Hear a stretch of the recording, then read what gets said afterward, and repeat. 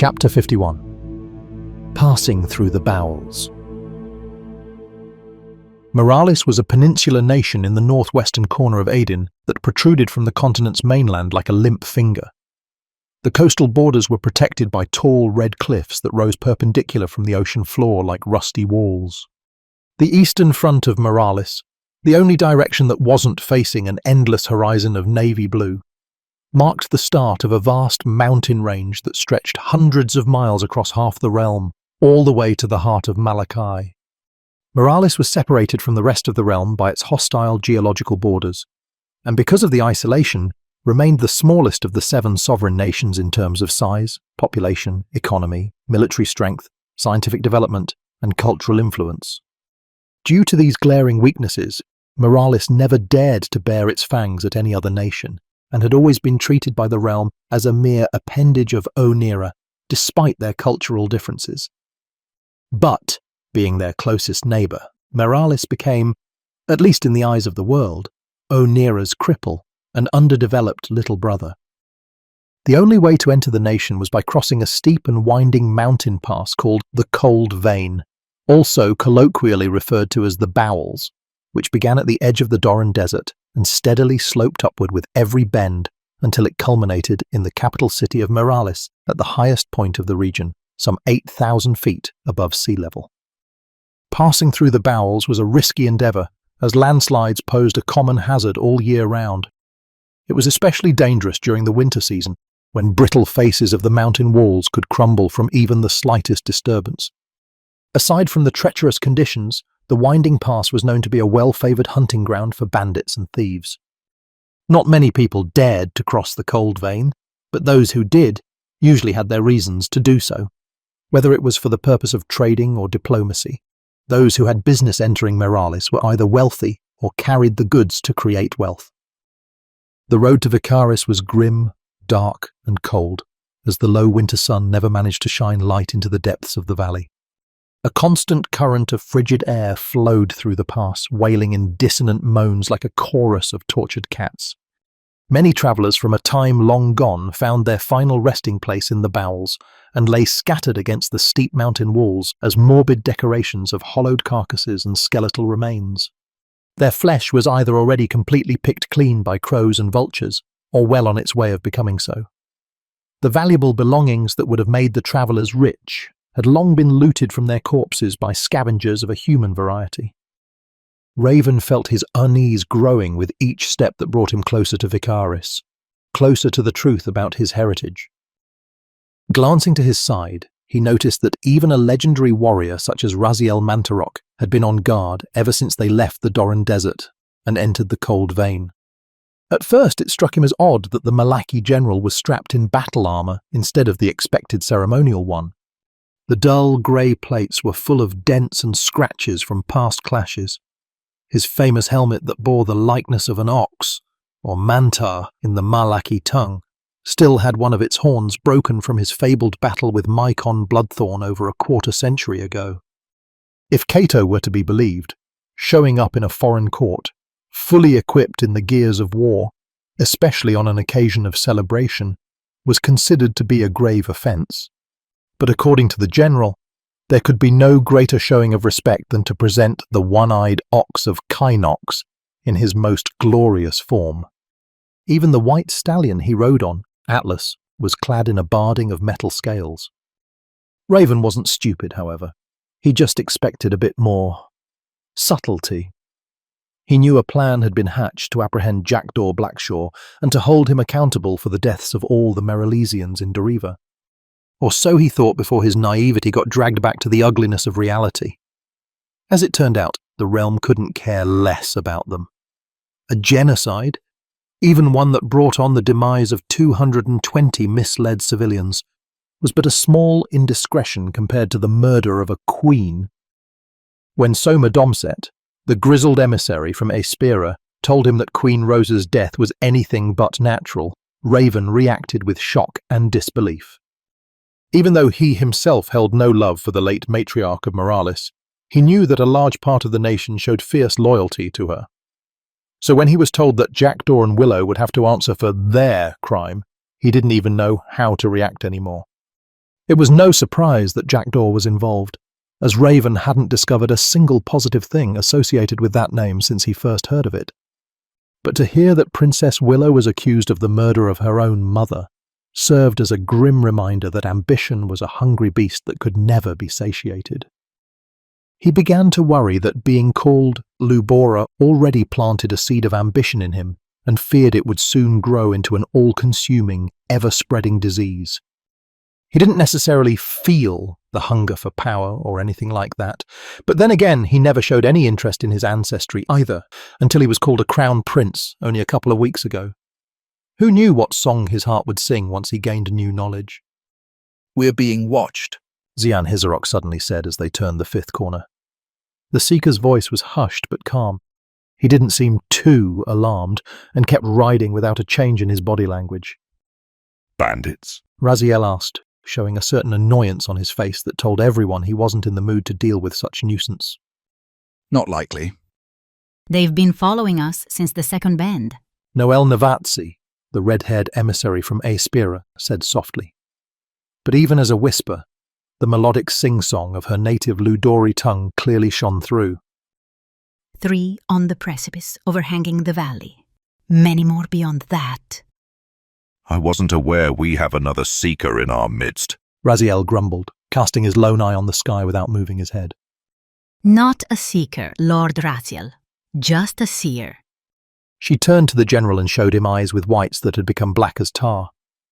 The blues and greens of her irises moved in a circular motion with the mechanical regularity of clockwork. "You really do live up to your moniker, Lady Noel." She laughed out loud as if to let the watchers know that their presence had been noticed. The cold vein laughed along in hollow echoes. Coming from you, I will take that as a compliment. Are we just going to ignore them? Rain asked.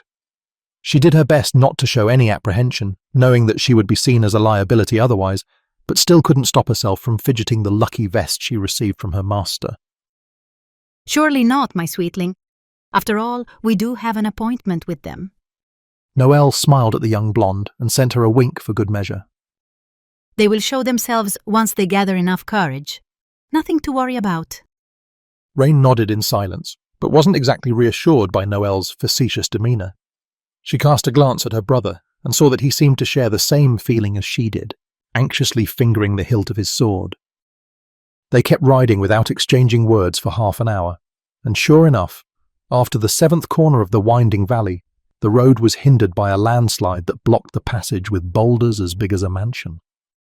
On top of the debris stood a woman with her arms crossed, already awaiting their arrival.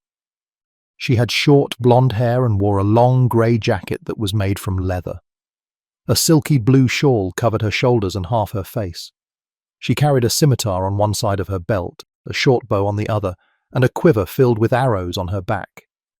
"You're late," she said, and raised a fist, commanding the dozens of archers who were positioned at the edges of the cliffs with their bows drawn to stand down. Important people tend to arrive late at a party, Noel said, taking it upon herself to speak on behalf of the group. Don't tell me we are last. "Then I will not tell you that you are in fact the last to arrive. Nevertheless, I am grateful that you did come." The woman snickered and lowered her shawl. "Marlin Goldwing, commander of the Wingless Dragons." That sounds rather ironic. Don't you agree? Marlin stared at the sky with her chin cupped between two fingers and snickered again. Now that I say it out loud, I guess it does. She lowered her eyes and glanced at the visitors one by one.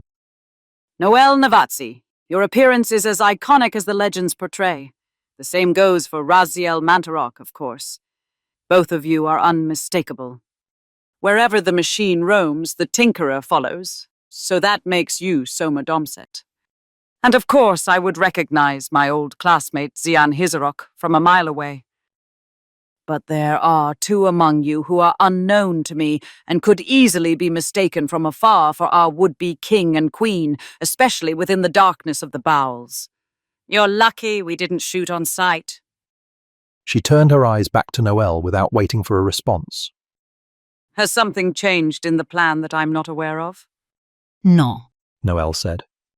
They are just a couple of Onirans who are aiding us in our cause. The similarities they share with the usurpers are purely coincidental. Onirans? Marlin glanced at the two who were unknown to her and kept her eyes on the dark-skinned man. My name is Raven Knight, Raven said, sensing it was expected of him to introduce himself. and this is my sister, Rain. Marlin snorted and spat on the ground some 30 feet below her. I've been told that many of my fellow Merylesians died at the hands of one Cato Knight in Doriva. You don't happen to know him, do you? Cato is my sworn brother. Raven said, proudly raising his head with his chin held up high. Rain and I were with him in Doriva. I assure you that what happened there was beyond our control. We had no other choice but to act decisively. And what exactly happened in Doriva? All I know is that a team from Onira was sent to investigate some suspicious activities regarding Saraki of the Sand, but supposedly, they all went missing. Missing? Raven glanced at his sister and turned back to the Merylesian commander with a frown. May I ask who told you that? You may. Marlin answered, lowering herself down the boulders in a few nimble hops and stepping closer to Raven for a clearer inspection. The news was brought to me by Caius Silverink when we first made contact. The Oniran delegates who are here for the coronation pretty much confirmed it. No, that can't be right. You must be mistaken. Rain said in a rush of panic. They brought Master back home. Koba, Cameron and Peyton. They were supposed to... She suddenly gasped and fell silent. Her eyes widened and the thought of a terrible tragedy washed over her, immediately leaving her cheeks wet. Master Nia... She was going to heal her. Marlin raised an eyebrow. Rain, was it? Your name and appearance tell me you have Merylesian roots. We grew up in Ambria and lived there until 6 years ago, Raven said when he noticed that Rain was struggling to remain composed. When our parents passed away, we were taken in by Lord Cato and brought to Serenity Hills. A few weeks ago, after the events that transpired in Doriva, he named us his siblings. I see. Marlin said thoughtfully. She does look Ambrian enough. You do not. What is your connection with Jackdaw? Coincidence or not, you two resemble too much not to be related. Where are you from? Originally, I mean. Raven lowered his eyes, feeling somewhat embarrassed. I don't know, He answered quietly. That's actually what I aim to find out. Supposedly, Jackdaw has been looking for me. I wouldn't get your hopes up. Soma said, pensively stroking his long and majestic salt and pepper goatee. You know what we came here to do. Yeah, Marlin scoffed. You say you had no other choice but to act decisively. What do you mean by that? What threat did my people pose that you had to take such drastic measures? Not to doubt the skills of you and your companions at the time, but I fail to understand how the 8 of you could be capable of taking out 220 people. Even if half of them were mere civilians, the number alone should be enough to overwhelm you. what threat? Raven swallowed a lump down his throat and chewed his tongue. He snorted and felt himself getting worked up, thinking back on his horrible experience in Doriva. The Merylesians, and I mean every single one of them, had the ability to seek. We were swarmed the moment we started using our aura. They showed no emotions and were completely unresponsive to pain. They didn't use any auric techniques, nor did they employ any tactics. They just kept raging onward like a stampeding horde. Nothing could stop them except for a blow to the head. It was exactly as you say. The number alone was enough to overwhelm us. We shouldn't be alive. And yet here you are. Marlin took a deep breath and sucked her teeth in an attempt to conceal her true feelings on the matter. I must admit that I find your story near impossible to believe. There are only 3 seekers in all of Meralis, and none of whom were among those found dead in Doriva. I never said they were seekers, only that they possessed the ability to seek. Commander, the creatures we fought weren't human anymore. Be careful what you say, Raven Knight. My brother was among those you killed. Raven stiffened and momentarily lost his ability to speak. He shied away from Marlin's frigid blue eyes. Whatever happened, happened. She said icily and motioned him to continue. My apologies, Commander. That was insensitive of me. Raven reached into one of Chester's saddlebags and held up a small golden object between his fingers that looked like a brooch made of a pair of reptilian wings. We found this among one of the casualties. I couldn't help noticing you have the very same brooch pinned to your shawl. Marlin eyed the golden wings without taking it from Raven's hand for a closer scrutiny. And She murmured under her breath. is it true that the majority of my compatriots died at the hands of your sworn brother? It is, Raven answered solemnly. He saved us all. How? Cato Knight is a fearsome man. Raziel interjected without further explanation, his lone eye still raised to the sky. We should continue this conversation elsewhere. Night is beginning to fall, and Vicaris is still many hours ahead of us. Marlin snickered. We will continue this conversation. She said to Raven before turning to the armoured fortress of a man. You are right, Lord Raziel, but Vicaris is not where we'll be going. The Malaki general lowered his stare, but didn't respond with any words. We have taken Ambria as our base of operations. Some of the most renowned warriors in the realm are already gathered there right now. Ambria? Raven said, and unknowingly started gnashing his teeth. Yes, Marlin turned back to Raven and immediately noticed the unease. it should be a homecoming for you and your sister. Do you have a problem with it? Raven quickly averted his eyes. We didn't exactly part on the best of terms. Lord Wolf. Wolf Redmane is a pathetic sycophant that caters to anyone who would promise him a spot higher up the shit mountain. If he is your problem, I can safely say that you will find yourself among friends in Ambria. Wolf Redmane has slithered his way into the royal court a few years ago as a member of the late Queen's advisors and was undoubtedly heavily involved in her death. If you ask me, he will be among the first to die. Does that alleviate your concerns? Raven nodded, but still felt ill at ease returning to the place that had caused him and his sister so much grief. He glanced to his side and placed a hand on Rain's back. The touch was unanswered as she remained in a state of utter shock. Seeing her like that made him realize just how trivial his own worries were.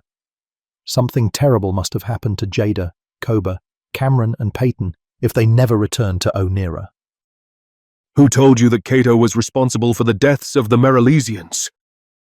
Marlin lit up a smirk. Jackdaw, actually. Perhaps not the most reliable source, but seeing how you just confirmed the news, I guess he is capable of speaking the truth. Not that it changes anything. They forfeited their lives when they decided to join Jackdaw on his foolish expedition to the north. I was told that Jackdaw hadn't left Queen Rosa's wake for the entirety of 3 days. Zian said with his eyes squinted. How would he have known? I have no knowledge of that, as I wasn't in Vicaris at the time. Spies, perhaps? Truth be told, I took Jackdaw's words with a grain of salt, especially because Wolf immediately jumped at the chance to label Cato Knight an enemy of Moralis. And anything Wolf Redmane does should be brought under scrutiny. Marlin shifted her eyes to the dissimilar siblings who once lived in Ambria. She whistled with her thumb and forefinger to signal her troops for departure. Let's go. We will talk more once we get to our base. Perhaps there you can tell everyone what exactly happened in Doriva.